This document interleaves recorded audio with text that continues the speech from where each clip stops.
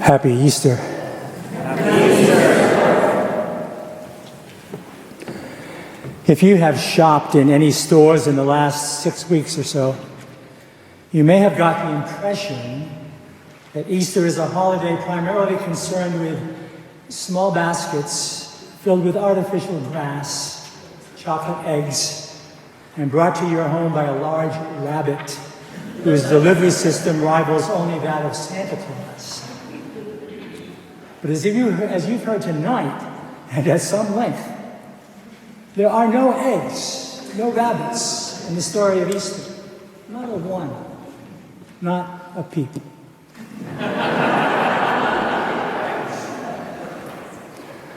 The real story of Easter is cosmic in its proportions. It begins with nothing less than the creation of the universe. Of course, the story in Genesis is rather primitive. It's simple, uncomplicated. Over centuries, science has helped us understand what the writer of Genesis could never have known. But there's no contradiction here. Genesis is a story of faith, faith in God who is the source of all that is. Science helps us answer some of our questions about how the wisdom of God brought about the world in which we live. The story of Genesis is a relatively quiet, day-by-day narrative about God making the world, while science adds the bang, the Big Bang, to creation's history. And again, there's no contradiction here. Did you know that the Big Bang theory was first proposed in 1927 by a Belgian astronomer and professor of physics? His name was Georges Lemaitre. He studied at Harvard and MIT, and he also happened to be a Catholic priest, the first to propose the Big Bang. The Big Bang theory of the origin of creation is itself Catholic in origin.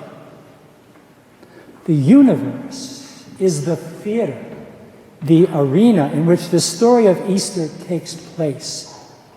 Some 6 centuries after Genesis, St. John introduced his gospel with these words: "In the beginning was the Word, and the Word was with God, and the Word was God.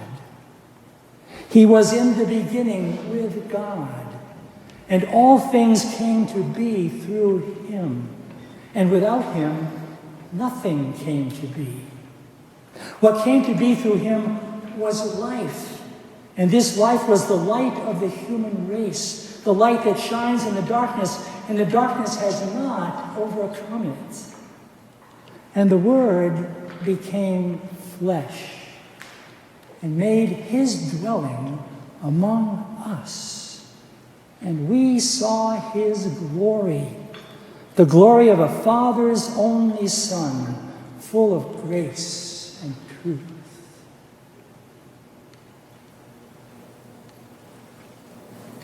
St. John knew who the Word was.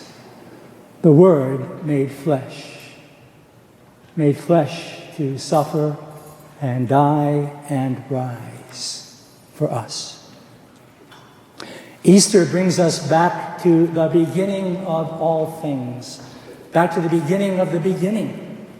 And Easter brings us back, you and me, brings us back to our own beginnings as Christians, back to our being recreated, reborn in Christ, who is the Word through whom you and I and all things came to be. The Easter Vigil is the moment par excellence, the moment for welcoming new members into our church through the sacrament of baptism. But this year, our parish has no candidates for baptism. But that doesn't leave us with an empty font. The font is full this night, and we will bless its waters precisely to help us remember our baptism, to remember the beginning of our being born again in Christ. The font is full this night so that we might renew the promises of our baptism, that we might renounce sin in our lives so as to live in the freedom of God's children, that we might renounce the glamour of evil and refuse to be mastered by sin. Easter is the time to celebrate a new beginning in the grace and peace and new life that is ours in Jesus rising from the dead. Easter is the time to leave behind what keeps us shackled and follow the Lord who parts not only the Red Sea, but who even today makes a way for us, for you and me, makes a way for us through our worries, our problems, our pain, our loss, our grief, our circumstances, our fears, our anxieties. The Lord makes a way through all of that for us so that we might share in the power of the risen Jesus. Easter is a time to listen to Isaiah, the time for the thirsty, for those who are parched for consolation, time for them to come to the waters and drink of the Lord's peace. It's a time for the hungry, for those who are starving for peace of mind and heart, to come to the table and be freely nourished by the one who invites us to feast on his life. It's time to seek the Lord while he may be found, to call on him while he is still near, to trust that he is with us always, right by our side. Easter is the time for us to heed the prophet Baruch and to pray for prudence in the choices and the decisions that you and I face every day. To pray for wisdom in all our thoughts and our plans and our dreams and schemes. To pray for understanding in the midst of the confusion that makes it hard to know where the Spirit might be leading us now. Easter is the time to invite the risen Jesus to take away our stony hearts and give us hearts like his, filled with mercy, with love, and with peace. Easter is the time for us to remember that in the waters of baptism, we become brothers and sisters of Jesus, daughters and sons of God. We become God's chosen people, and he our saving God. Easter is the time for us to return to our beginning, to go back to the font, the sacramental womb from which we were all born again.